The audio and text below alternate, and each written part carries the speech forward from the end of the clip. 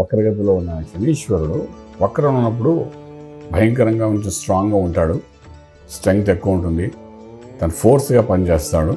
ఇవన్నీ జరుగుతుంటాయి. దాని ప్రభావం అనేది మనం ఆల్రెడీ గత 2 నెలల్లో చూస్తున్నాం. రకరకాలుగా మనం దాని యొక్క ప్రభావం చూస్తున్నాం.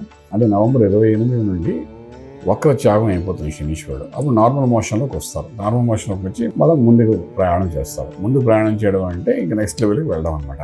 సో అలా నార్మల్ మోషన్లోకి వచ్చినప్పుడు దాని యొక్క ప్రభావం అనేది అలాగే మనం మిథునానికి వెళ్ళేటప్పుడు, మిథునంలోకి వెళ్ళడం అంటే వాళ్ళకి రాజ్యంలో నార్మల్ పొజిషన్కి వస్తుంది. అంచేతే వాళ్ళ ఉద్యోగం రెట్రాగేషన్ స్ట్రాంగ్గా మన ఏంటంటే ఉన్న ప్లేస్లోనే స్ట్రాంగ్గా ప్రెషర్స్ ఇచ్చి మానసిక ఒత్తిడి ఇచ్చే ప్రసక్తి ఆ ప్రయత్నంలో శనీశ్వరుడు ఉంటే ఇప్పుడు ఆ ఒత్తిడిని రిలీఫ్ చేసేస్తారు.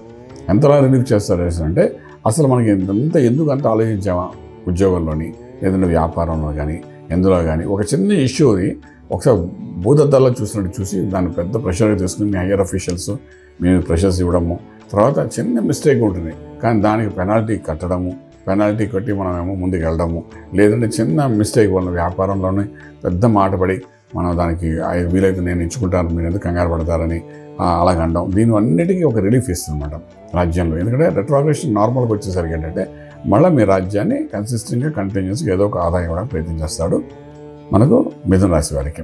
అంటే ఇక్కడ కూడా మీరు ఏంటంటే మిథున రాశి వారు మళ్ళీ మీరు ఆంజనేయ స్వామికి ఆరాధించడం చాలా ప్రాశస్యం వహిస్తుంది.